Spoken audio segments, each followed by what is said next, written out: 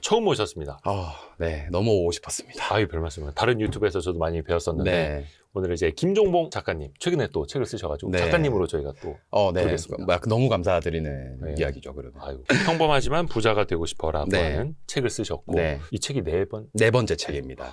부자 수업이에요. 네, 좀 극현실주의. 네. 무슨 의미예요? 극현실주의. 누구나 따라할 수 있는 방식을 공식처럼 풀어냈다라고 생각하시면 되세요. 그래서 두리뭉실한 내용이 아니라 책 속에 이제 미션을 8가지 정도를 반드시 해야 되는 미션을 넣어놨고 그 미션만 제대로 수행한다면 누구나 본인의 성장을 할 수 있는, 그래서 비즈니스 모델까지 만들 수 있는 그 과정을 공식처럼 그냥 풀어 써놨다라고 생각하시면 될 것 같아요. 김종봉 대표님이 네. 처음에 부를 많이 쌓으신 거는 네. 주식 투자. 맞아요. 제가 21년도까지 제 전체 수입의 97%는 주식으로만 번 수익이더라고요. 전체 자산 중에. 네네. 그러다가 이제 21년부터는 제가 밖에 나가서 활동도 하고 유튜브도 찍고 강의도 찍고 책도 팔고 이러면서 브랜딩 수익으로 제가 요식업도 여러 개 하니까 창업으로 이제 버는 돈과 주식 투자로 버는 돈과 이제 거의 비슷해진 수준으로 내려갔어요. 21년도까지는 전업 투자자. 네, 그 거의. 이후에는 어떻게 보면 사업가. 맞아요. 요즘에도 그럼 투자는 액티브하게 하세요? 예전보다는 좀 덜 하고 있어요. 확실히 왜냐하면 제가 시간이 없기 때문에. 바쁘셔서. 네, 저는 모든 투자 자산은 자신의 시간과 정성에 비례해서 들어가야 된다 생각하기 때문에 제가 시간을 못 쓰면 그만큼 더 적은 비용으로, 적은 금액으로 투자를 하고 또 더 보수적으로 투자를 하려고 노력하는 편입니다. 그거는 일반 투자자들에게도 똑같이 적용돼요? 당연하죠. 네, 너무너무 당연하죠. 근데 일반 투자자분들이 사실 저도 예전에 처음 주식했을 때 네. 제가 포트폴리오가 100%가 주식이었어요. 제가 가지고 있는 모든 현금이. 왜냐하면 무지성 투자를 했기 때문에. 좀 소액일 때 또 그렇게 되고요. 맞아요. 네. 그래서 그때 제가 24때 뭐 아르바이트하고 일찍부터 아르바이트를 했어가지고 한 2, 3천만 원 모았던 걸 전부 다 주식 투자를 했었고 그래서 그 무지성의 결과로 지수가 좋게 올라줘서 1억까지 갔다가 다시 거의 3천만 원까지 내려오는 서브프라임 때문에 3천만 원이 내려오는 경험을 하고 나서 그때 3년이라는 시간을 제가 주식에 나름 공부를 엄청 했다 생각을 했었는데 이게 의미가 없어지는 시기가 오더라고요. 그래서 내가 한 공부가 올바른 공부는 아니었던 것 같다라는 생각이 들어서 그때부터 이제 다시 공부를 시작했었습니다. 그렇게 해서 21년도까지 꾸준히 또 이제 주식으로 맞아요. 자산을 쌓아가셨고. 맞아요. 근데 주로 하셨던 게 그러면은 뭐 단기 트레이딩? 매매. 맞아요. 단기 매매.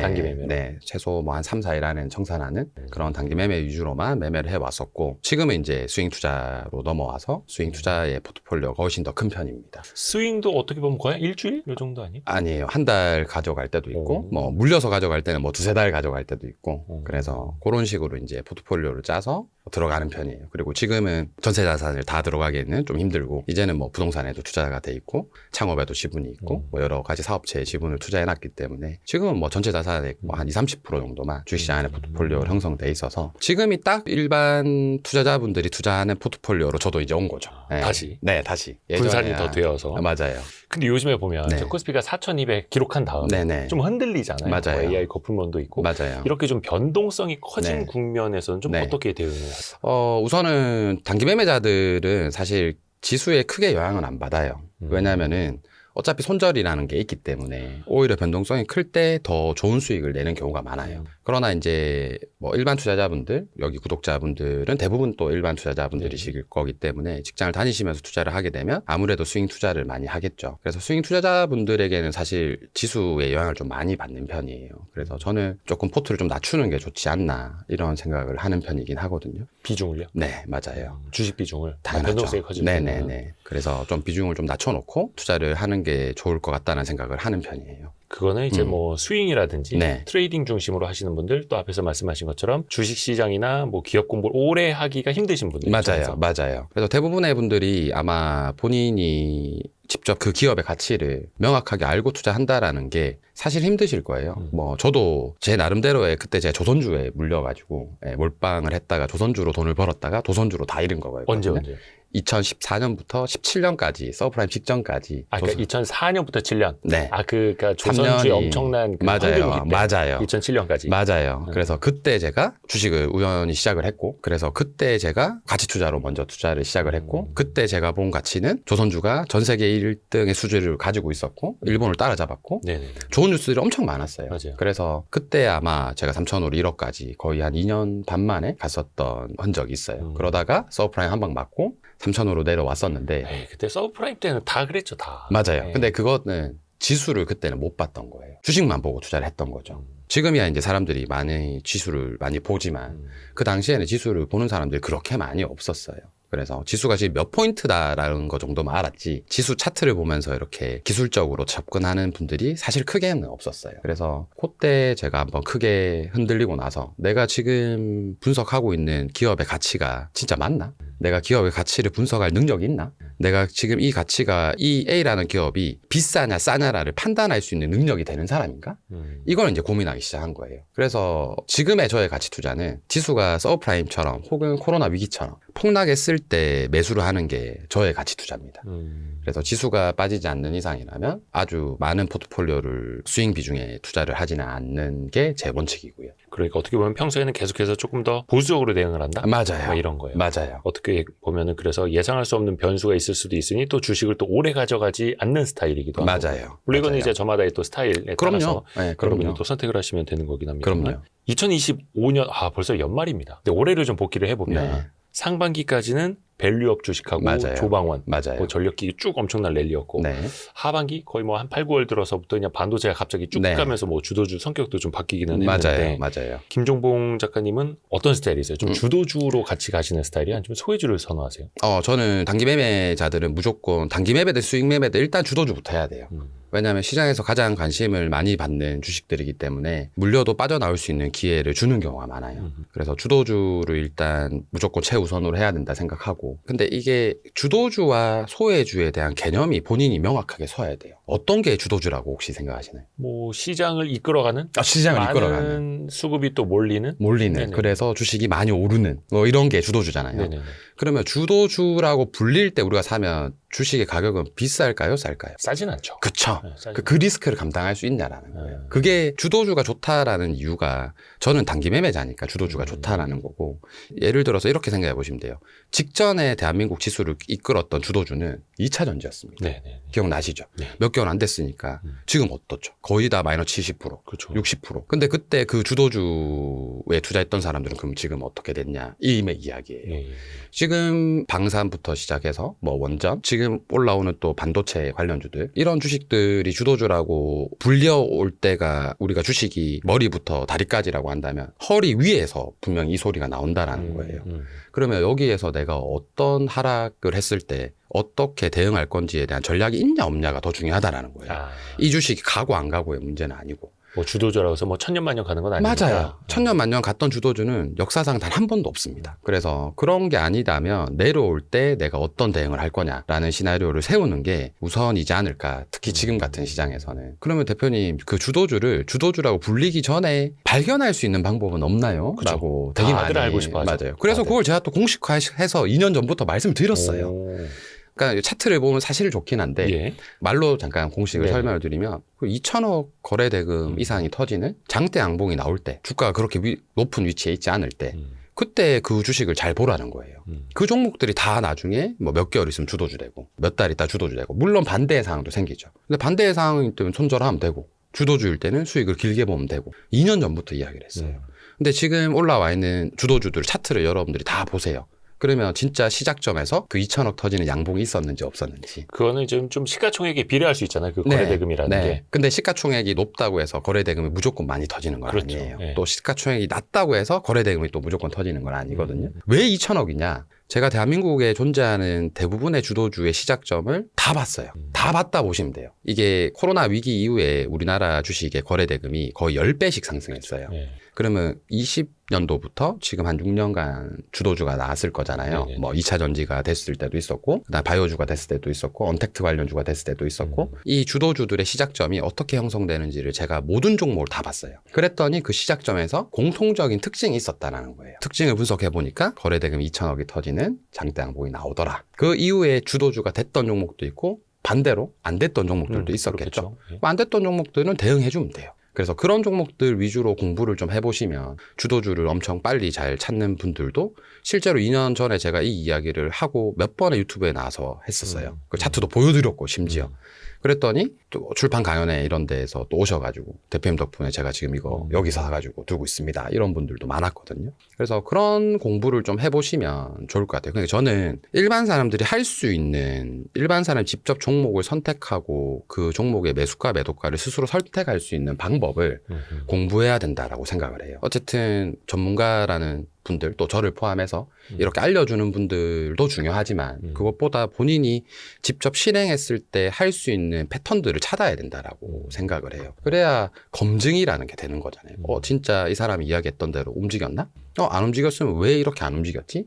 이런 거를 스스로 공부하는 게 투자인 거지. 무지성으로 그냥 남이 이거 샀다 그래 돈 벌었다 그래 투자하고 이거 좋다 그래서 따라 사서 투자하고 이건 사실 투자가 아니라 도박이라고 생각을 하는 편입니다. 그러니까 사실 네. 확률 높은 하나의 원칙 그게 뭐가 됐든 네, 사실 그걸 맞아요. 끝까지 지키는 게 맞아요. 주요한데 또 그게 맞아요. 또 어려워요. 맞아요. 그래서 투자로 돈을 번 사람이 생각보다 그렇게 많지는 않아요. 맞아요. 그래서 저도 저를 소개할 때 20년간 돈을 공부하며 돈을 가르치는 전업투자자 김종봉입니다라고 소개를 하는데 네. 돈을 가르치기 위해서 여러 사람들한테 주식, 창업, 브랜딩 여러 가지 것들을 가르칠 거잖아요. 예. 근데 그때 주식을 가르쳐 달라고 하시는 분들이 많아요. 왜냐하면은 제가 주식으로 부자가 됐다라고 생각을 하실 수도 있지만 되게 빨라 보이기도 하죠. 맞아요. 빨라 보여서 그래요. 예. 근데 반대로 이야기를 하면 주식만으로 부자가 된 사례를 찾아보라는 거. 있는지 본인 주변에 없다라는 거. 흔치 않죠. 네. 쉽지 않고. 맞아요. 그래서 일반 분들한테 전화번호부 중에 가장 부자이신 분, 3분, 뭐 하시는 분이세요? 물어보면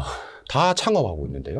자기 일하고 있는데요. 그러면 부자 되는 가장 빠른 길은 사업하고 창업하는 거잖아요. 물론 그것도 쉽지는 않습니다만. 맞아요. 네. 어렵지만 주식도 그만큼 어렵다라는 거예요. 근데 주식은 그냥 돈만 투자하면 쉽게 돈을 벌 수 될 것 있다라고 같고. 생각을 하니까 네. 이 지점이 잘못됐다라는 거예요. 착각이죠. 착각. 맞아요. 그래서 그 본인이 이야기를 또 깨져보면 어려워. 맞아요. 직장 생활하면서 그 회사에서 내가 연봉 탑3 안에 들어가는 건 진짜 맞아요. 힘들듯이. 맞아요. 주식이 됐든 사업이 됐든 자영업이 됐든. 다 똑같은 힘든 길인데 그나마 그래도 그 와중에 제일 힘든 게 주식이거든요. 왜냐하면 자기계발과 사업은 내가 시간과 정성을 투자했을 때 남는 게 있어요. 예를 들어서 내가 유튜브를 할 줄 아는데 막 브랜딩을 하다가 실패를 했어. 근데 유튜브 할 수 있는 기량은 남아있잖아요. 예. 이거는 다음에 내가 사업할 때 도움이 돼요. 근데 주식 투자를 해서 내 인생을 걸고 공부를 했다가 실패를 하면 남는 게 없어요. 그래서 많은 사람들이 너무 힘들어하고 또 주식은 어쨌든 투자물은 내가 공부한다고 해서 그 가격이 결정되진 않아요. 내가 공부 열심히 했다고 해서 그 주식이 오르는 건 아니잖아요. 그렇죠. 지수가 빠지는 걸 내가 막을 수 있는 것도 아니고. 그래서 투자물은 내가 노력한다고 해서 결과치를 보장받을 수 없는 게 주식 투자입니다. 그리고 사업이나 자기개발이나 브랜딩 같은 경우에는 내가 노력하는 만큼 그래도 일정 부분 성과라는 게 따라오는데 주식시장은 노력한다고 해서 또 꼭 성과가 따라오는 건 아니에요. 그래서 포모도 많이 느끼고 또 멘탈도 많이 나가는 분야예요. 저 사람 공부 하나도 안 했는데 남의 말 듣고 A라는 주식 사서 떼돈 버는데 나는 맨날 공부하는데 100만 원으로 맨날 읽고만 있고 맞아요. 포모가 오잖아요. 예. 그 시장이 주식시장이기 때문에 사실 주식이 부자 되는 모든 과정 중에 가장 어려운 단계라고 저는 생각을 해요. 운도 많이 작용하고. 맞아요. 그래서 그 정도의 시간과 정성을 투여할 의지가 없으신 분들이라면 저는 투자를 그냥 지수에만 펀드만 가입하시고 펀드만 꾸준히 해도 은행 간접 투자, 이자보다는 그렇죠. 훨씬 더 높은 수익을 올린다는 걸 직접 다 검증해 왔었기 때문에 저는 그걸 오히려 더 추천을 드리는 편이긴 해요. 그렇죠. 와이스트리트도 주식 관련된 콘텐츠 많이 하고 네. 그런 관련된 교육 와이즈클럽 이런 것도 많이 네. 합니다만 모든 사람이 다 직접적으로 그렇게 투자할 필요는 또 저도 맞아요. 없다고 말씀드리거든요. 맞아요. 그러면 대표님 주식을 죽을 때까지 하면 안 되는 건가요? 또 이렇게 물어보시는 또 그건 분들이 또 있거든요. 아닌데. 맞아요. 해도 돼요. 배우긴 배워야죠. 해도 되는데 내가 한 만큼의 금액만 들어가라는 거예요. 제발 경험을 쌓고 들어가라는 거예요. 대부분 초보분들이 한 500만 원, 1000만 맞아요. 원에서 조금 벌어보면 그다음부터 5천만 원, 맞아요. 1억 맞아요. 이렇게 하다가 이제 크게 잃고. 맞아요. 그래서 처음에 그 초심자의 행운으로 수익을 냈던 분들이 더 큰 돈을 잃어요. 항상. 그래서 지금이 딱 그런 장이거든요. 초심자의 행운이 작용하는 장. 그래서 이 장에서 이제 돈을 버는 거를 되게 조심히 생각하셨으면 좋겠어요. 그러니까 심지어 3,300을 넘어서 코스피가 신고가 행진을 펼치기 시작했을 때 주식을 네. 샀어도 네. 4,200까지 갔으니 맞아요. 어떤 초심자든 다 아마 벌었을 거예요. 언간하면 다 벌었죠. 확률적으로. 그리고 또 초심자들이 또 잘하는 게 뭐냐면 처음에는 삼성전자, SK하이닉스 이런 자기가 아는 기업만 사요. 예, 처음에는. 처음에. 네, 잘 모르니까. 그래서 지수가 오를 때 돈을 벌어요. 근데 공부를 하면 할수록 안 좋은 기업을 사기 시작합니다. 급등주를 사고 잘 모르는 주도주라고 사고 막 변형해가는 맞아요. 거죠, 이제. 막 2차전지 관련주도 이상한 거 사고 제일 많이 올랐다고 금량 그렇게 사고 이랬던 사람들이 다 망하는 거예요. 그러니까 참 웃기죠. 아이러니하게 공부를 안 했던 사람들은 그래서 요번에 그 통계가 있더라고요. 올해 1년 기준으로 가장 수익률이 높았던 연령대와 성별이 뭐였냐 하니까 60대 여성분이었다 하더라고요. 제가 이 60대 여성분이 가장 돈을 많이 벌 수 있었던 이유는 딱 두 가지다. 하나는 공부를 안 하셨기 때문에 아는 기업만 샀고 하나는 포모가 안 왔기 때문에 코로나 때 아마 다 물리셨을 거예요. 코로나 고점일 때. 근데 안 팔고 버텼다. 그래서 수익이 난 거예요. 근데 다른 분들은 삼성전자 샀다가 최저점에서 무서워 손절하고 2차전지 최고점에 또 사고 이러다가 또 폭락해서 망하고 지금 또 포모 와서 또 다음 주식을 또 찾고 있겠죠. 또 급해지고. 이거는 의미가 없다는 거. 이건 투자가 아니라는 거예요. 그래서 저는 이걸 알리고 싶어서 8년 동안 활동을 한 거거든요. 그런 투자를 안 악순환을 또 하셨으면 계속 겪을 수밖에 없는 분들이 또 있기도 하고 좀 맞아요. 안타깝기도 한데. 그러면 아까 말씀 중에서도 그 주도주 이야기 해주셨잖아요. 네네네. 다만 이제 주도주는 결국 싸지 않다. 네. 어떻게 보면 이제 운 좋게 초심자들이 유명한 주도주를 같이 따라 사서 또 돈을 벌 수도 맞아요. 있을 텐데. 맞아요. 그러면 이제 지금 상황에서는 네. 주도주라고 할 수 있는 게 반도체를 빼놓을 수가 없잖아요. 네, 그럼요. 지금 상황에서는 좀 지금 어떻게 상황. 보세요, 반도체주를? 저는 지수를 볼 때 반드시 보는 게 삼성전자와 하이닉스예요. 왜냐하면 비중이 제일 크니까. 그렇죠. 그래서 삼성전자와 하이닉스가 지수보다 강할 때 지수는 더 갈 가능성이 있고 삼성전자와 SK하이닉스가 지수보다 약할 때 그러니까 지수가 3% 빠졌는데 얘네들이 5% 빠진다. 지수가 폭으로 따졌을 때 한 요 정도 빠졌는데 삼성전자, SK하이닉스는 이 정도 빠졌다. 그러면 이제 지수는 고점이라고 판단을 하는 편이에요. 그래서 우리가 원래 여기 아까 말씀하셨던 것처럼 원전이나 여러 가지 개별 섹터의 대장주들이 첫 번째 지수를 치고 올렸어요. 근데 그때 제가 제일 유심히 봐야 되는 게 뭐냐 물어봤을 때는 삼성전자와 SK하이닉스만 보시면 된다. 이거 두 개가 지수보다 상승률이 높으면 그때는 지수가 4천을 갈 수 있다라고 말씀을 드렸어요. 근데 그렇게 실제로 됐던 장이고 지금은 사실 아직까지는 비슷비슷해요. 근데 언제고 먼저 무너질 때가 있을 거예요. 그러면 지수는 폭락하고 지수가 폭락하면 당연히 삼성전자와 SK하이닉스는 폭락할 수밖에 없는 구조. 그래서 둘을 같이 본다고 생각하시면 돼요. 지수 이꼬르 삼성전자다. 뭐 이런 느낌으로 보시는 게 가장 현명한 선택이지 않을까. 이렇게 생각하는 편입니다. 그러게 이제 그게 걱정되는 거죠. 좀 조정을 받을 때 네. 아 이러다 이거 끝나는 거 아니야? 또 고점에서 물리는 거 아니야? 나는 네. 벌써 삼성전자 벌써 물려버렸나? 근데 또 이제 반도체 사이클로 봤을 땐 이게 뭐 짧게 끝나는 사이클은 또 아닐 수 있잖아요. 네. 저번에도 근데 그 소리를 했어요. 코로나 때 상승했을 때도 10만 전자 갈 때 슈퍼 사이클. 네, 슈퍼사이클 시기가 왔다. 그때도 그 소리를 하셨습니다. 많은 분들이. 근데 또 막상 내리니까 나중에 이게 아직까지 반영이 안 됐다, 실적에. 또 이렇게 말이 바뀌어요. 그리고 지금 또 이렇게 오르니까 또 이야기가 나오는 거예요. 그러면 이 이야기를 5만 전자, 6만 전자일 때 제발 좀 해라는 거예요. 근데 대부분의 분들이 그걸 못 하잖아요. 그런데 그런 선택을 해와서 자꾸 고점에서만 물리는 게 공통적인 특징이 뭐냐면 뉴스가 나왔을 때 자꾸 살려고 그래요. 주식은 항상 미래의 기대 가치를 먹고 사는 동물인 건데 유기체인 건데 그게 뉴스가 나왔을 때는 고점이다고도 생각을 해야 되지 않을까. 우리가 유명한 격언이 있잖아요. 뉴스가 나오면 팔고 네. 소문을 사서 뉴스에 네, 팔아라. 맞아요. 그래서 그런 관점에서 본다면 저는 결코 지금이 허리 위면 위지 허리 아래는 아니라는 거예요.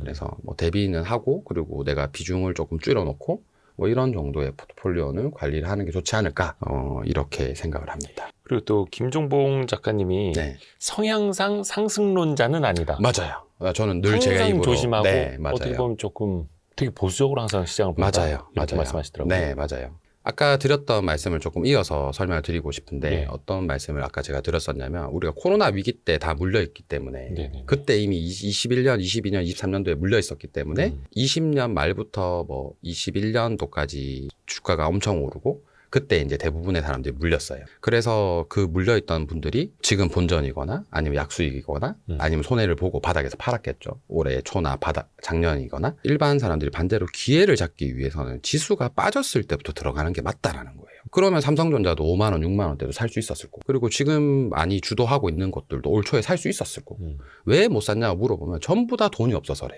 일반 분들한테 왜 못 사셨어요? 왜 이 바닥에서는 못 사셨어요? 하면 돈이 없어서요. 혹은 고점에서 물려서 한번 물려본 손실의 경험 때문에 무서워서 못 했습니다. 다 이 소리를 하는 거예요. 그러면은 그걸 고칠 수 있는 방법은 하나밖에 없죠. 바닥일 때 사는 수밖에 없어요. 아니면 최소 허리 밑에서부터 주식을 시작하라는 거예요. 그러면 그 소리는 안 할 거잖아요. 싸게 살 수 있을 때. 그래서 내가 만약에 상승장에서 돈을 벌고 하락장에서도 돈을 안 잃을 자신이 있는 분이라면 포트폴리오를 마음대로 늘리시라는 거예요. 본인의 실력을 검증을 해봤으면 20년도 말부터 21년도 지수가 많이 올랐을 때부터 23년도, 24년도, 25년도 초까지 내가 잃었던 돈이 크지 않다. 이런 사람들은 지금 마음대로 투자할 수 있죠. 근데 그때 많이 잃어본 경험이 있는 사람들은 실력이 없는 거잖아요. 실력이 없는데 똑같은 장이 나오면 저는 너무너무 안 좋을 것 또 같다. 반복되고. 맞아요. 또 반복된다는 거예요. 그래서 저는 돈을 날리는 건 사실 아깝지 않다 봐요. 돈은 날릴 수 있죠. 그런데 더 중요한 거는 시간을 날리는 거예요. 지금 그때 주식 시작했던 사람들이 다 30대 후반, 40대였는데 지금 다 30대 후반이었던 분들은 40대 중반이 돼버렸고 40대 중반이셨던 분들은 50대가 돼버리셨어요. 이제는 더 책임져야 되고 더 보수적으로 성향이 바뀔 건데 그 상황에서 더 큰 돈을 다시 투자해라. 이건 더 어렵다라는 거죠. 그래서 저는 시간을 쓰는 거를 더 아까워요. 저도 그랬어요. 저도 3년간의 가치 투자 공부를 하고 내가 맹신했던 기업들, 저는 조선주를 진짜 맹신했거든요. 그때 너무 많은 공부를 했었고 이거는 무너질 수가 없다. 이제 우리나라는 패권을 뺏길 수가 없다. 일본에서 뺏은 패권은 실적도 너무 다 좋아지고 2007년까지. 맞아요. 그 수주 캔슬이 다 나오고 그리고 생각보다 유동 물량이 적어지고 예상했던 예상 실적치보다 다 낮아지고 이런 걸 어떻게 일반 사람들이 예상할 수 있었을까요? 그때 2007년까지 현대중공업이 시총 2위인가 3등까지 맞아요. 가고 엄청나게 이제 조선주 붐이었는데 나중에는 막 못 받은 돈, 떼이는 돈들 맞아요. 막 이런 것도 엄청 많고 맞아요. 그랬었어요. 맞아요. 그래서 그런 것들에 대한 예측을 우리가 다 할 수 있나? 그래서 제가 선택했던 거는 내가 감당하지 못할 리스크구나. 이거는 내가 제어할 수도 없는 리스크구나. 이거를 내가 그것도 뉴스가 고점에서 나오면 또 말도 안 해요. 반에 반토막이 나오고 나서 그런 뉴스들이 나와요. 그러니까 이제 멘탈 더 터지는 거죠. 주가가 더 빠르죠. 네. 그때는 또 제가 차트를 볼 때도 아니었어가지고 차트 보면은 가치 투자자가 아니다. 이런 이야기가 많았어가지고 그냥 무조건 사는 건 줄 알았어요. 차트를 못 봤던 거죠. 그만큼 올랐는 줄도 몰랐어요. 그렇게 지냈던 시간이 다 지나고 나서 제일 후회스러웠던 거는 돈을 날렸던 것도 물론 너무 아까웠지만 그거보다 더 후회스러웠던 거는 내가 인생을 걸고 3년 동안 공부를 했었는데 계좌가 3년 뒤로 빠꾸. 네, 이게 남는 게 하나도 없는 거예요. 그때 제가 인생에서 가장 큰 멘탈이 흔들렸던 것 같아요. 나는 뭐 한 거지 3년 동안 이렇게 열심히 살았는데 도대체 뭘 한 거지? 그래서 여러분들이 소액으로 좀 미리 경험을 해보셨다면 두 번 다시 그런 경험은 안 하셨으면 좋겠다. 최근 시장은 그럼 네. 어떨까? 이게 좀 4,200 갔다가 네. 조정받고 네. 3,800, 3,900 왔다 갔다 하는 네. 이 시장은 김종봉 작가님의 성향상 네. 주의가 필요한 시장. 그렇죠. 충분히 다시 직전에 고점이었던 지수가 돌파하고 나서 그때 주도주를 찾으셔도 돼요. 그래요? 그럼요. 그때도 주도주가 나옵니다. 코스피 다시 4,200 넘어갔을 때 그렇죠. 그때도 새로운 주도주가 또 나올 거예요. 주도주가 자꾸 여러분들이 잘못 생각하고 있는 것 중에 하나가 지수가 높을 때 시장을 100% 이끄는 주도주가 먼저 나올 수는 있겠지만 뒤 후발주의 주도주들도 계속 나옵니다. 시장이 좋아져도.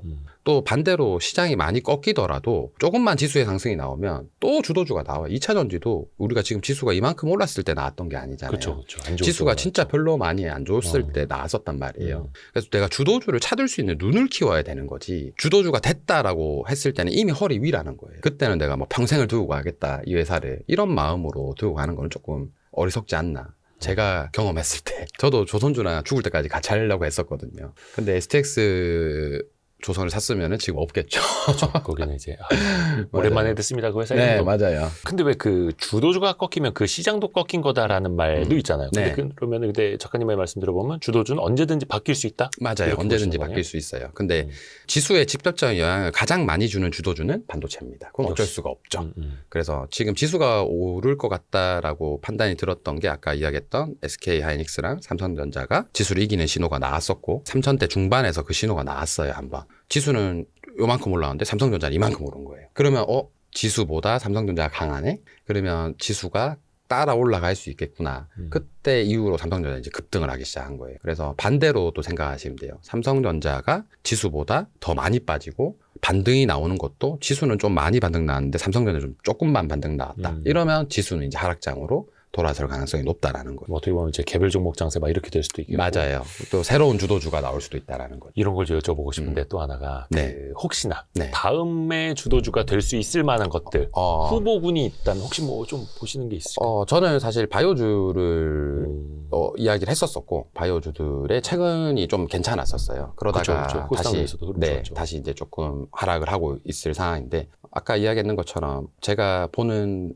주도주는 2천억 이상의 양봉이 나오는 종목들 위주로 해서 그리고 첫 번째 가급적이면 나오는 자리들을 다음 섹터가 될 것 같다라고 생각하는 편이에요. 요즘에 그 바이오 기업들도 시총이 커져서 맞아요. 2천억 거래대금 나오는 것들 좀 있잖아요. 많죠. 예. 이제는 좀 많아졌어요. 그래서 바이오주는 다른 데서도 한번 말씀을 드렸었는데 셀트리온이 존재했을 때와 존재하지 않았을 때로 나뉘는 것 같아요.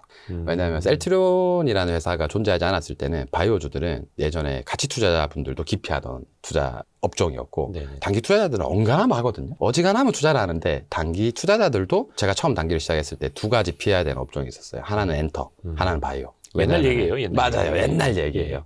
근데 이 옛날 얘기들이 바뀌게 된 게 셀트리온이 등장하고 나서부터였던 것 같아요. 또 실적을 내니까. 맞아요. 그러면서부터는 바이오주들도 꽤나 많은 호평을 받고 있고 단기적으로 재무제표가 그렇게 좋지 못하더라도 시가총액을 훨씬 더 많이 인정받는 그런 회사들이 많이 나오는 것 같아요. 그래서 바이오주들 안에서도 거래대금 2천억 정도 터지는 종목들을 잘 살펴보셔도 괜찮을 것 같고 그리고 그게 아니더라도 다른 어떤 업종이라도 2천억이 터졌을 때는 반드시 그 회사가 뭐 하는 회사인지 정도는 검색해보고 이 회사가 로봇 관련주네, 이 회사가 자동차 관련주네, 이 회사가 금융 관련주네 이런 식으로 이제 좀 포트폴리오를 모아 나갔으면 좋겠다 이렇게 생각을 합니다. 그래서 다음번 주도주는 또 이제 바이오 내에서 가능하다. 근데 또 이미 또 바이오주들 일부는 또 많이 오른 것들도 있고. 맞아요. 근데 사실 이게 바이오가 섹터라고 보기도 뭐하고 개별 기업의 이슈에 따라서 너무 또 다르잖아요. 맞아요. 근데 바이오주들이 셀트리온을 기준으로 해서 또 큰 바이오주들이 많잖아요. 이런 그렇죠. 바이오주들이 좀 많이 올라가면 뭐 삼성 바이오로직스도 바이오주고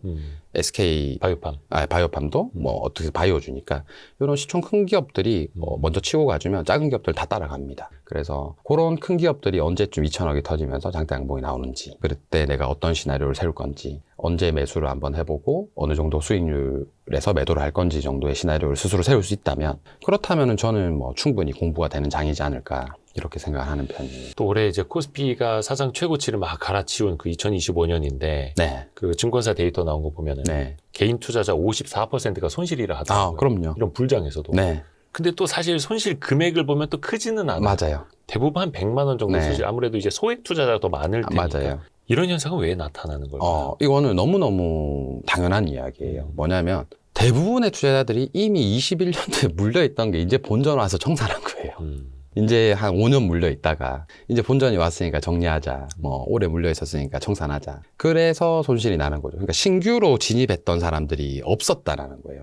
코로나 위기 때는 신규로 진입했던 사람들이 많았어요. 왜냐하면 그때는 사람들이 주식에 관심을 많이 안 가졌어요. 그래서 코로나 위기가 오고 나서부터 우리나라가 왜 그때 막 동학 개미 운동하고 뭐 서학 개미 운동한다 뭐 난리도 아니었잖아요. 신규 가입자들이 그렇게 많아야 되는데 그 시기가 끝나고 나서는 신규 가입자들이 진짜 많이 없었죠.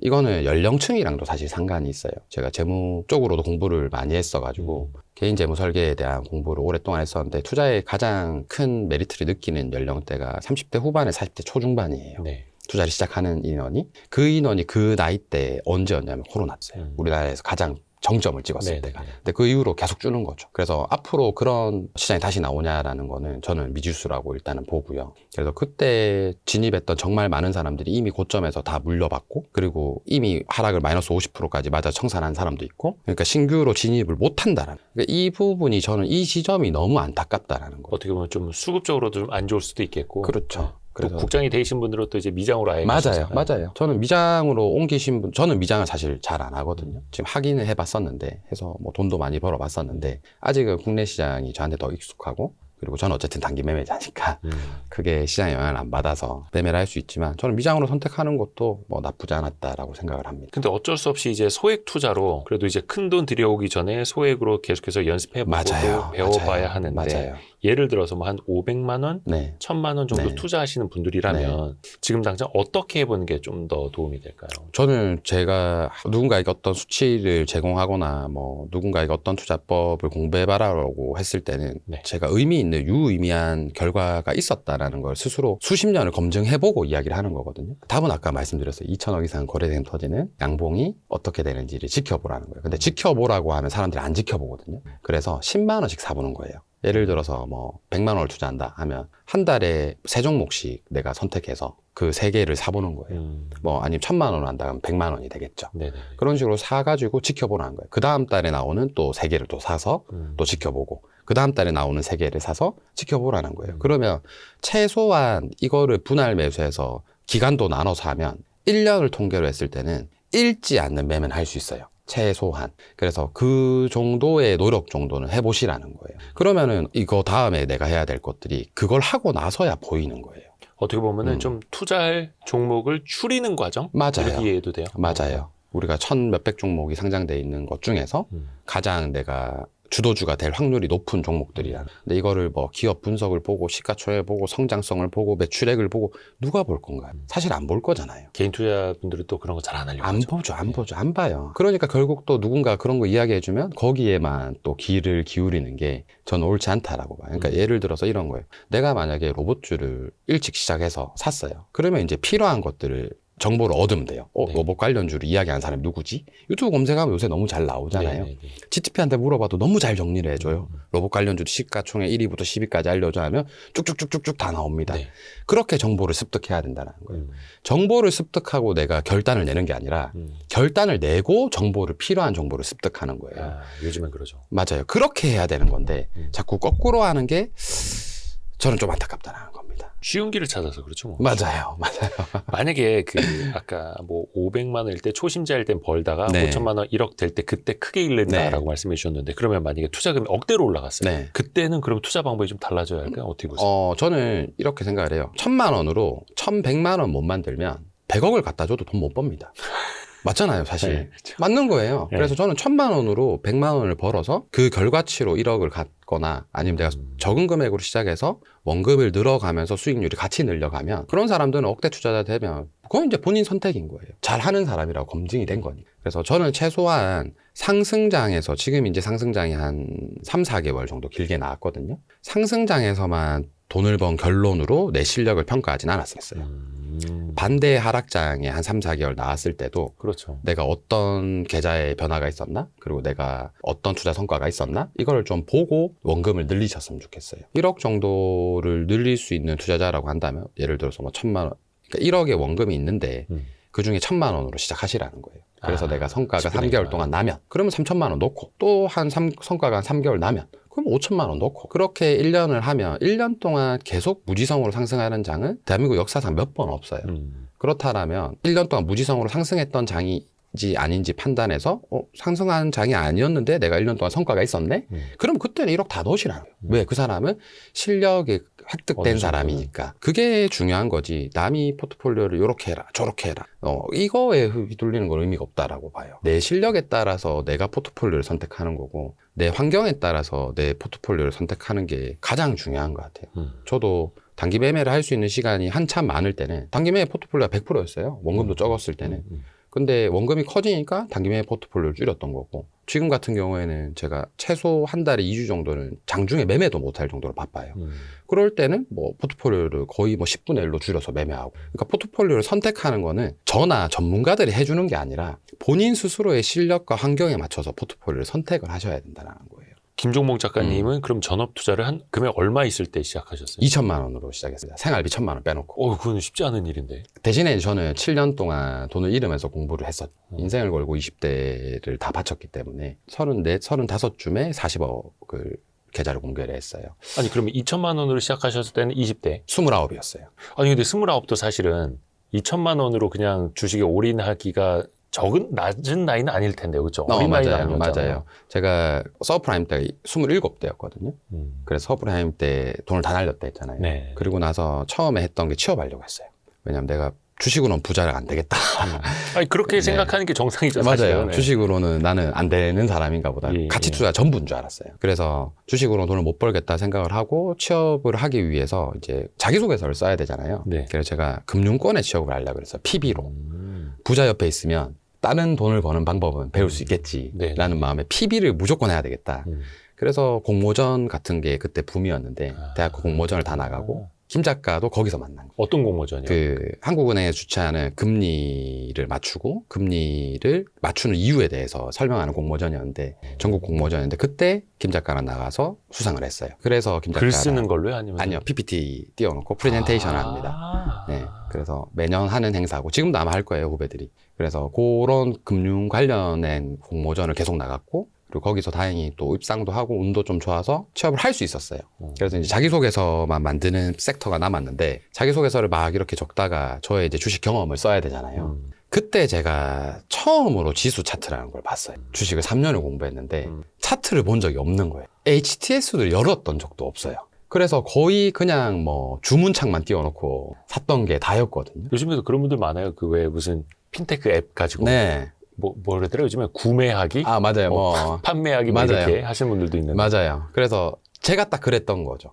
그래서 차트를 딱 보고 나서 아, 이 서브프라임 때 살 수 있었던 사람은 너무 좋겠다. 이 서브프라임 때 내가 만약에 가지고 있었던 돈을 다 투자해서 샀으면 나는 엄청 큰 수익을 낼 수 있었을 건데 왜 나는 이때 못 샀을까라는 거를 봤었어요. 그리고 지수의 수치를 딱 봤는데 2000에서 1000까지 빠졌더라고요. 그래서 만들어진 게 지수 반토막 전략이었어요. 그래서 그거를 첫 책에 담았고 실제로 코로나 위기 최저점이었던 2020년 3월 19일 날이 코스닥이 딱 반토막 났던 유일한 날이었습니다. 그래서 제가 그때 카페에다가 제가 운영하는 커뮤니티에다가 전 전재산 다 넣었습니다.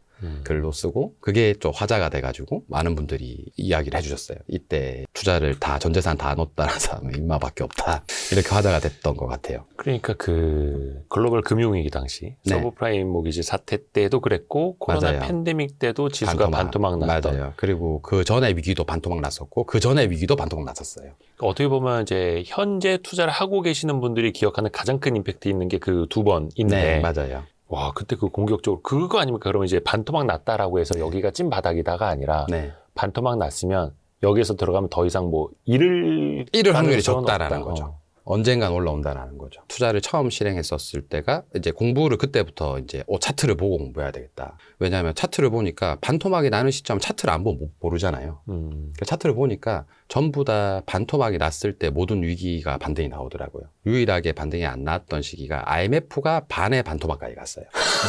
예, 97년, 98년. 1000에서 이제 280포인트 정도까지 내렸기 때문에 반의 반토막까지 갔었거든요. 근데 그거는 그러면 그 반토막 전략이라는 건 네. 지수에 적용이 되는 겁니까? 아니면 개별 지수의 종목에도? 지수에 적용이 되는 겁니다. 그렇죠. 제가 왜냐면 이거를 개별 종목으로 종목은 했다가 상패될 수도 있는 거잖아요. 날아갔기 때문에 저 그것도 다 해본 거죠. 이제 전부 다 해본 경험으로? 거죠. 네, 복기로.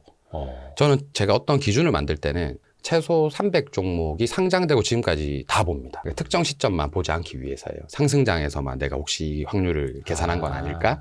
그래서 보통 30년치 차트를 다 봅니다. 그럼 그 안에는 서브프라임도 있고 IT 버블도 있고 네. 그 다음에 IMF도 있고 그 전에 1980년도 후반 때 나왔던 일본의 경제 버블이 꺼졌을 때 나왔던 위기도 있어요. 이런 위기들 차트 때 적용이 되는지를 이제 다 보는 거죠. 그런데 그 주식에다가 마이너스 50% 때부터 사면은 이제 망합니다. 그죠. 개별 주식은 네, 또 그건 안 되고. 펀더멘털을 또 봐야 네, 되니까. 맞아요. 그래서 저는 늘 말씀드리는 게 이게 뭐 10년에 한 번 오든 5년에 한 번 오든 15년에 한 번 오든 그 기회를 잘 잡는 게 일반적으로 투자해서 돈 잃는 것보다 낫다라고 생각하는 주의이긴 하거든요. 그러니까 사실 이게 생각하면 되게 아찔한 일인데 네. 2008년, 네. 2019년 네. 진짜 반토막 나는 때가 왔고 2018년 즈음에 많이 얘기됐던 게 뭐냐면 뭐 누가 막 10년 주기설. 네, 그래서 맞아요. 글로벌 위기는 10년 주기로 온다 해서 맞아요. 2018년에 진짜 조심해야 온다. 된다라고 네. 했는데 물론 이제 코로나19가 2020년 초에 네. 이렇게 크게 터지긴 했습니다만 또 모르는 거죠. 뭐 2030년이 됐든 언제가 됐든 맞아요. 뭐 경제 위기가 또 없는 적은 없으니까 맞아요. 경제는 또 다 사이클이니까. 맞아요. 근데 그때를 또 놓치지 말자 뭐 이런 맞아요. 생각으로요. 그때 놓치지 않기 위해서는 평소에 너무 많은 포트폴리오에 주식이 들어가면 안 된다라는 거죠. 그리고 위기가 왔을 때는 여러분들이 직접 제 말이 맞는지 안 맞는지 저는 여기 구독자분들께서 차트를 펼쳐놓고 보셨으면 좋겠어요. 진짜 반토막일 때 그랬는지. 사실 제 책의 마지막에 요번에 나온 책의 마지막에 그걸 적어놨어요. 평범하지만 부자가 네. 되고 싶어. 네, 이 아니, 책에 다들 그렇지 않습니까? 평범하지만 부자가 되고 맞아요. 싶다고. 그래서 이 책의 마지막에도 그 투자 전략을 담아놨어요. 왜 그런 건지, 왜 이런 역사적으로 어떤 위기가 있었고 어떻게 활용했으면 좋았고 그런 부분들을 투자 파트에도 담아놨었거든요. 그래서 저는 지수 차트를 제가 대한민국에서 가장 높은 수익률을 올리는 투자자거나 가장 투자를 잘하는 사람은 아니지만 지수 차트만큼은 제가 대한민국에 제일 많이 봤다고 자부할 수 있거든요. 저는 눈 감고도 대한민국 역사 지수 차트를 다 그릴 수 있어요. 아 진짜로 그 정도로 많이 봤었기 때문에 그걸 보고 낸 결론이고 그 이유에 대해서도 설명을 다 드려놨기 때문에 반토막 전략을 활용하셨으면 좋겠고 그리고 반토막 전략이 오기 전에 항상 지수는 급등합니다. 반토막 전략을 하기 전에 지수가 급등한다. 급등한다는 거죠. 그러니까 많이 올라야 많이 폭락이 나오기 때문에 항상 그랬어요. 서브프라임도 오기 직전에 3년이 급등을 했어요. 그쵸. 호황 뒤에 불황이 오니까. 맞아요. 예. 그래서 IT 버블도 2000년도 때 1년 동안 급등했다가 1년 동안 하락했어요. 그래서 지금 급등을 하니까 언젠간 또 하락이 오겠죠. 우리가 코로나 위기가 끝나고 나서도 1년 동안 상승을 했잖아요. 그때도 사실 이제 저는 반토막 전략을 외쳤던 사람이거든요. 근데 지수가 반토막이 안 나고 지금 엄청 많이 올랐죠. 반토막을 딱 매일 기다린다라고까지는 설명을 드리고 싶진 않지만 그래도 그 정도 전략 하나쯤은 내가 만약에 내 세대에서 몇 번 활용하지 못하더라도 저는 제 자녀들한테 물려줄 거거든요. 제가 가진 모든 책을. 그래서 제가 쓴 모든 책 안에 이 반토막 전략이 담겨 있어요. 그러면 인생을 살면서 두세 번만 잘 활용하더라도 평소에는 뭐 창업하고 채널을 가지고 브랜딩을 통해서 돈을 벌다가 내일 열심히 하다가 그런 반토막이 왔을 때 투자에 적극적으로 임하고 전 세계 시장의 위기가 왔을 때 내가 가지고 있는 자산의 일부분을 주식에 편입시켜서 내 부를 늘린다면 그것보다 더 좋은 성장 방법이 있을까? 노력을 많이 안 하고. 그러니까 큰 위기 때 어떻게 보면 큰 부자가 탄생한다. 맞아요. 그런 주의로. 네. 하지만 그래서 그게 또 뭐 10년에 한번 올까 말까 한 맞아요. 위기이자 기회니까. 맞아요. 그래서 무조건 안 온다라고도 장담할 수 있는 사람도 없을 거고. 근데 무조건 온다라고도 장담할 수는 없는 거죠. 그래서 그 위기 정도를 근데 역사상 여태까지 계속 그래왔고. 그리고 우리나라를 저는 또 이 실물 펀더멘탈을 좀 많이 중요시 여기거든요. 이게 어떤 소리냐면 저는 우리나라 경기가 좋다는 소리를 들어본 적이 없어요. 항상 어렵죠. 네. 항상 어렵다고 네. 하고. 들었던 시기는 딱 한 번이었습니다. 제가 주식을 했을 때. 그때 조선업이 일본을 따라잡고 이때는 경기 좋다는 말을 진짜 많이 했어요. 2007년에 맞아요. 맞아요. 2004년, 5년, 6년, 7년에는 경기가 좋았어요. 실제로. 사람들이 창업도 많이 하고 뭐 프랜차이즈도 붐이 불고 밖에 나가서 돈도 많이 쓸고 모 채널의 운영자분은 그때 그 이야기 하더라고요. 그 울산에 가면 지나가는 강아지도 돈 물고 다녔다고. 맞아. 그 소문이 동네 났었던. 개가 10,000원짜리 물고 다닌다고 막 그런 얘기 그 있었죠. 시기였어요. 그랬던 시기였기 때문에 3년간의 상승이 있었던 거예요. 근데 그 이후에 이렇게 3년 동안 상승할 만한 펀더멘탈이 우리나라가 되나? 그만한 기업들이 있나? 그렇게 봤을 때 예라고 대답할 수 있는 사람이 그렇게 많지는 않을 거예요. 지금 뭐 조선이라든지 반도체 이렇게 호황이어도 경제 성장률은 0%대 혹은 내년에도 뭐 1%대라고 하고. 그런데 위기가 안 오고 우리나라가 뭐 계속 간다? 여기에 대해서 저는 이해가 사실 안 돼요. 그래서 위기를 기다리는 게 맞다. 라고 늘 생각을 하는 편입니다. 아유, 무섭습니다. 근데 이거는 또 성향상 맞아요. 또 그런 것도 맞아요. 있고 네, 또 김종봉 대표님은 주식 투자로 네. 이제 돈을 많이 버신 다음에 또 네. 사업도 많이 지금 네, 하고 계시잖아요. 맞아요. 이번에 쓰신 책도 어떻게 보면은 창업에 관한 부분이 앞부분에 많이 있더라고요. 맞아요. 뒤에는 좀 투자 이야기도 있습니다만. 맞아요.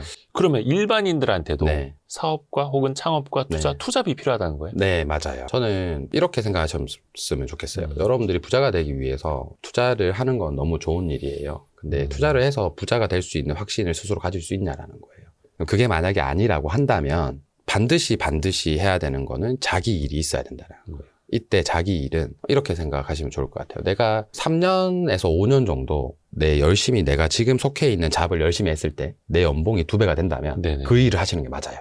3년에서 5년 사이에 내 연봉이 2배가 된다는 확신이 들면 그 일에 매몰되는 게 맞아요. 그리고 3년에서 5년마다 내 연봉이 2배가 될 수 있는 환경이라면 하셔도 돼요.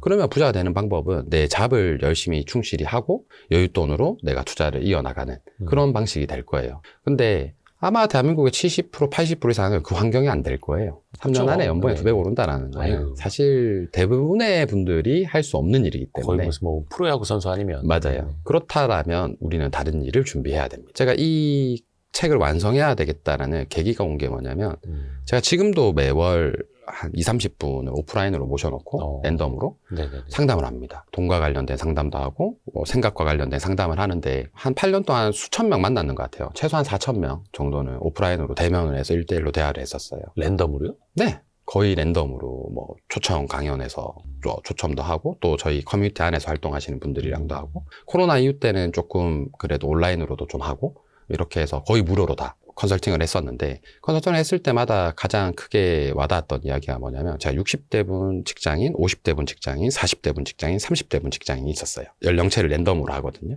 그럼 60대 분한테 10년 전으로 돌아가시면 뭐 하실 거예요? 물어봤어요. 그러니까 10년 전으로 돌아가면 나는 내가 하고 싶은 일을 할 것 같아요 라고 이야기를 하더라고요. 50대 분들한테도 또 물어봤어요. 10년 전으로 돌아가면 뭐 하실 거예요? 하니까 내가 하고 싶은 일을 찾아서 한번 도전해 봤을 것 같아요 라고 하더라고요. 40대 분들한테도 물어보니까 내 일을 할 것 같아요 라는 이야기를 하는 거예요. 즉 취업을 하고 10년, 20년이 지나면 결혼을 하고 책임져야 될 것들이 생기기 때문에 네네. 내 일을 할 수 있는 결단을 내리는 게 상당히 어려운 일이잖아요. 주변 이제 눈치도 보이고 네네. 사회관계도 형성이 되고 그래서 그때 30대였던 유일한 친구가 이 소리를 닫았더니 그럼 본인은 뭐 해야 되겠어요? 물어보니까 제 일을 해야 되겠군요 라고 답을 하더라고요. 맞아요. 저는 그게 답이라고 봐요. 그러면 내 일이 도대체 어떤 일이냐라는 거예요. 내 일이 내가 본질이 뭘 할 수 있는 사람이냐라는 남의 일이 거예요. 아니라 나의 네, 일. 맞아요. 그래서 어제 막 많이 이야기하잖아요. 투잡으로 뭐 유튜브를 해라, 뭐 네이버를 해라, 스레드를 해라, 뭐 인스타를 해라, 쇼폼을 해라. 많이들 이야기하시잖아요. 네네네. 이거는 방법이. 이걸 배울 수 있는 공간은 많아요. 음. 근데 그걸 배우기 이전에 내가 뭘 팔 건데를 먼저 알아야 된다는 거예요. 그러니까 내가 뭘 팔 건데를 알아야 유튜브를 하고 쇼폼을 하고 채널의 컨셉도 정하고 그게 유지가 된다는 거예요. 내가 잘할 수 있는 거. 맞아요. 근데 방법만 자꾸 찾고 방법만 띡 해보고 유튜브 좀 해봤는데 돈 안 되니까 안 하고 글 좀 써봤는데 쓸 거 없으니까 안 하고 이렇게 된다는 거예요. 방법은 언제든지 배울 수 있어요. 근데 중요한 거는 뭐냐면 내가 뭘 비즈니스 모델로 만들어서 나를 팔 거냐라는 거예요. 그래서 이게 정해지고 나서 채널을 시작을 하시면 되는 거거든요. 네. 근데 대부분의 사람들이 대표님 그러면 저는 뭘 해야 될지 모르겠는데요. 또 이렇게 이야기가 나올 수 있잖아요. 그래서 상담 수천 명을 해보니까 그거에 대한 답을 이제 다 내리고 싶은 거예요. 그래서 내가 뭘 해야 되는 건지를 찾는 방법을 일단 이 책의 8개의 미션에서 다 담았어요. 그래서 무조건 찾을 수 있게끔 해놨어요. 근데 예를 들어서 이런 거예요. 제가 아는 지인의 지인인데 다이어트 책 한 권 전자책으로 20대 후반에 수십억을 벌었어요. 한 권의 책으로요. 뚱뚱했던 친구예요. 근데 본인이 다이어트를 한 거예요. 그 과정을 네이버 블로그에 기록을 한 거예요. 그 기록의 물을 2년치의 물을 모아서 전자책으로 발행을 한 거예요. 그분이 그러면은 다른 사람보다 더 잘할 수 있는 건 다이어트. 맞아요. 내가 하고 있는 일이잖아요. 포기할 이유도 없어요. 저는 그래서 내가 하고 싶어 하는 일을 첫 번째는 결핍에서 찾아. 결핍에서 찾으면 내가 포기할 이유가 없어요. 왜냐? 돈이 잠깐 안 되더라도 내가 지금 실제로 다이어트를 하고 있으니까 좋은 거잖아요. 예를 들 수 있는 건 너무 많아요. 왜냐면 하고 있으신 분들이 제 주변에 너무 많기 때문에 말을 너무 못하시는 분들은 말을 잘하는 방법을 내가 글로 쓰고 내가 직접 녹음하고 대화하고 하면서 내가 발표 잘 스피치와 관련된 강사가 되시면 돼요. 내가 뭐 예를 들어서 지금 직장인인데 지방에 있어서 연봉이 잘 안 오르는 직장이냐. 그러면 이런 내 결핍을 극복하기 위해서 내가 뭐 독서 모임도 다니고 경매도 배워보고 주식도 배워보고 이런 활동기를 적는 거예요. 이것도 결국에는 자기 브랜딩을 하는 거죠. 내가 가지고 있는 결핍을 가지고 본인이 만들 수 있는 무기를 반드시 만들 수 있어요. 에스테틱 중에 남자 화장품 중에서 네. 가장 많은 유튜브의 구독자를 보유하고 있고 그다음에 가장 많은 매출을 내고 있는 분들은 대부분 과거에 피부가 엉망진창이셨던 분들이에요. 그거 극복기가 있기 때문에 지금 이렇게 된 거예요. 그래서 대부분의 사람들이 내가 단점을 가진 걸 가지고 이게 내 단점이라고만 생각하는데 단점이 장점이 되는 시대예요. 결핍을 극복하기만 하면 성장도 되고 돈도 벌 수 있는 시대라. 옛날에는 이런 거를 알리기 어려웠어요. 제가 처음에 돈과 관련된 공부를 했을 때는 싸이월드가 다였거든요. 네이버도 없었던 시기였으니까. 그렇죠. 그러니까 그때는 뭐 이렇게 하고 싶어도 알릴 수가 없었어요. 근데 지금은 인스타그램, 스레드, 뭐 유튜브 뭐 많죠. 너무 많잖아요. 그래서 많은 사람들이 단군 일에 돈을 가장 벌기 쉬운 시대라고 이야기를 하는 거예요. 돈을 버는 사람들은. 근데 그 사람들이 어떻게 돈을 벌었냐? 과거를 들여다 보면 다 과거에 본인이 했던 것들 안에서 발전시켜서 이렇게 채널에 나와서 돈을 버는 거예요. 그래서 그 과정을 하는 게 주식 투자로 부자가 되는 것보다 훨씬 빠르다라는 거예요. 그러니까 결핍에서 찾아라. 네. 내가 뭘 좋아하는지 뭘 잘하는지 모르겠어요. 네. 그럼 오히려 결핍에서 맞아요. 본인을 보완해 나가면서 그 맞아요. 발전을 하고 나중에 그걸 내가 팔 수 있는 내가 된다. 맞아요. 그게 너무 좋다라는 거죠. 그래서 사람들이 되게 어렵게 생각하시는데 코로나 때 제가 이 분을 처음 봤을 때 유독 구독자 3만 명쯤이었을 거예요. 네. 근데 그분이 HTS 사용법과 MTS 사용법만 계속 올리시는 거예요. 어렵지 않잖아요. 네, 그렇죠. 매수 눌리고 매도 네. 눌리고 근데 그것도 모르는 분들 많아가지고. 많으니까요. 네. 그분이 지금 구독자가 100만이 넘고요. 그분이 지금 투자 쪽으로도 강의를 엄청 많이 하고 다니세요. 어려운 게 아니에요. 누군데요, 그 사람이? 코로나긴 좀 그렇긴 한데 제가 네. 나중에 오. 알려드릴게요. 아니, 유튜브 구독자 100만이 넘는다고. 네, 맞아요. 유명하신 분이에요. 야. 근데 제가 이분을 처음부터 봤거든요. 저는 왜냐 이걸 컨설팅을 했다 보니까 아, 이런 쪽으로 성장하시는 분들이 누가 있는지 자꾸 보는 거예요. 뭐 하나라도. 네, 이렇게 어떻게 이분이 어떻게 될까? 근데 엄청 잘 어울리시더라고요. 근데 코로나 때랑 딱 타이밍이 맞았죠. 그래가지고 엄청 빨리 크셨어요. 그리고 그런 분들이 되게 많아요. 아껴 쓰는 법만으로도 계속 올려서가지고 그 유튜브가 짠테크. 네. 맞아요. 짠테크로도 유튜브로 흥해가지고 네. 지금은 다른 여러 업체랑 협업해가지고 다른 일을 하잖아요. 내가 가진 것 중에서 단점이나 내가 지금 처해져 있는 환경 안에서만 하셔도 상관없어요. 그래서 어제 제가 촬영을 하면서 PD님이 저한테 제가 막 이 책 이야기를 막 같이 이야기를 하다가 PD님 저는 그러면 뭘 하면 될까요? 대표님 이렇게 물어보시더라고요. 그래서 그럼 PD가 되는 법 하시면 되잖아요. 내가 그 가장 낮은 PD라고 생각이 되면 막내 PD부터 올라가는 과정을 적어서 유튜버가 흥하면 PD가 많아지니까 PD 하고 싶어 하는 사람들한테 전자책 팔고 강의하고 그리고 그 사람들 모아서 본인이 회사 차리고 그래서 그렇게 이어나가면 될 것 같은데요 하니까 블로그 써야 되겠네요 하더라고요. 근데 왜 제가 블로그를 쓰라고 하냐면 블로그에는 시간과 날짜가 기록이 돼요. 그래서 내 흔적을 솔직하게 보여줄 수가 있어요. 증거 자료가 되는 거예요.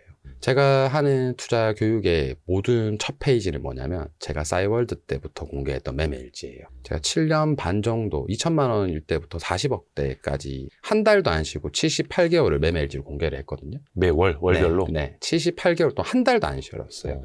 6억을 잃었을 때도 계좌를 오픈했고요. 월간 매매일지. 네, 월간 매매일지를 한 달도 안 쉬고 78개월 동안 올렸어요. 그래서 지금도 제 커뮤니티에 있어요. 동공분 처음이라는 네이버 카페에 그게 있어요. 그대로 남아 있거든요. 그래서 그게 좀 유행이 됐던 것 같아요. 그게 저의 신뢰성을 높인 거죠. 이 사람은 싸이월드 때부터 글을 써왔고 지금도 매월 글을 써요. 근데 이제는 사실 돈 뗀 것도 사실 좀 많고 재산을 공개를 안 했다가 첫 책 쓰면서 안 하려고 했었는데 출판사에 쓰라고. 그래야지 책 잘 팔린다고. 네, 그래서 그냥 계좌만 살짝 보여드렸는데 이게 그렇게 이슈가 될 줄 몰랐어요.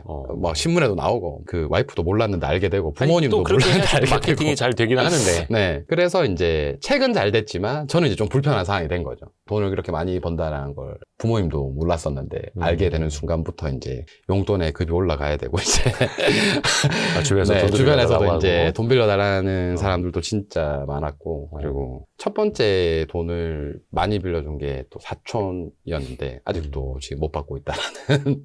사촌분한테? 네. 그래서 그 이후로는 제가 이제 너무 스트레스를 너무 많이 받아가지고. 제가 대표님한테 그때 빌렸어야 되는데.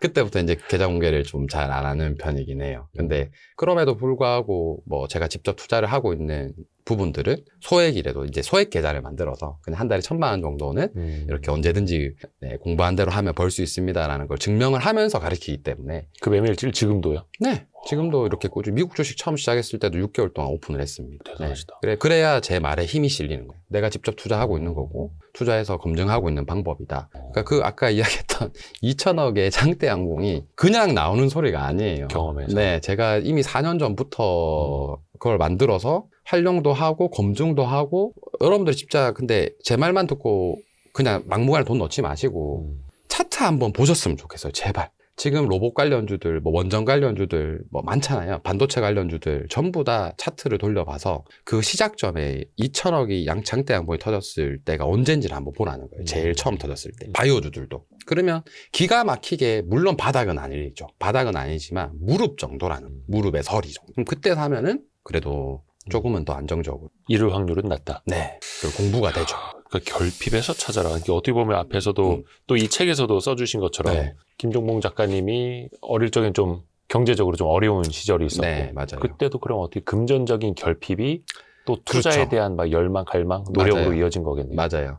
제가 왜 우리가 흔히 부자들이 대부분 뭐 월세를 살고 단칸방에서 시작해서 그런 부자 된다 스토리들이 많잖아요. 근데 그게 제가 왜 그럴지 궁금했어요. 옛날부터.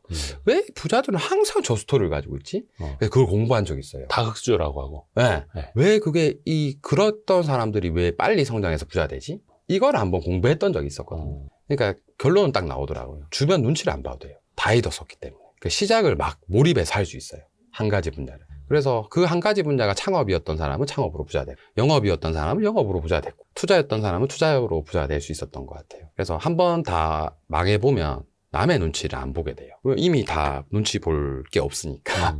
그래서 언제든지 시작할 수 있고, 내가 할 수 있는 선택지도 적죠. 돈도 없으니까. 그러니까 거기에 몰입해서 시간을 쓸 수 있었던 거예요. 그래서 비교적 어렸을 때 조금 경제적으로 결핍이 있으셨던 분들이 영업이든 창업이든 투자든 오히려 더 빨리 성공하는 케이스가 더 많지 않나. 이걸 이제 좀 느꼈었고. 그럼 뭐 반드시 뭐 가난해야지만이 되냐? 그건 아니에요. 다른 데 결핍을 느끼시는 부분에서 시작하시면 되는 거예요. 그냥. 사례는 진짜 너무 많아요. 그 나이대도 너무 다양하게 시작하신 분들이 많고, 직장을 다니면서도 충분히 하실 수 있어요. 저는 블로그 글부터 시작해서 일단 써봐라. 유튜브를 당장 시작 안 하셔도 돼요. 힘들잖아요, 사실. 뭐 장비도 그렇죠. 세팅하고. 요즘 뭐. 유튜브는 오히려 돈이 더 안 되고 맞아요. 더 힘들어요. 그래서 뭐 제일 본인이 편한 채널부터 시작해서 뭐 비공개 글이라도 좋으니 그런 글들을 한번 남겨봐라. 내가 뭘 잘할 수 있는 사람이고, 내가 뭘 못하는 사람이고, 내가 뭘 하고 싶은 사람인지 정도는. 저는 늘 강연 같은 데서 이야기하지만, 내가 내 생각의 주인공이 되지 못하면 나는 늘 남의 생각 속에서 살아야 된다라고 생각을 하거든요. 그래서 본인이 그 생각을 할 수 있는 그 작은 시간을 이 책을 통해서 좀 가져보셨으면 좋겠다. 한 번이라도. 네. 그런 마음으로 책을 완성한 것 같아요. 오늘은 이제 주식 투자 이야기, 네. 그리고 창업 이야기, 또 네. 본인을 마케팅하는 이야기까지 네. 종합적으로 들어봤는데요. 평범하지만 부자가 되고 싶어. 김종봉 네. 작가님의 네 번째 책이고요. 네. 극현실주의 부자 수업이라는 네. 책도 많은 또 관심 가져주시면 감사하겠습니다. 감사합니다. 오늘은 김종봉 작가님과 함께했습니다. 네. 긴 시간 좋은 말씀 감사합니다. 네, 너무 감사드립니다. 아유, 고맙습니다. 초대해 주셔서 감사합니다. 고생하셨습니다. 네, 고생하셨습니다. 수고하셨습니다. 아유, 수고하셨습니다.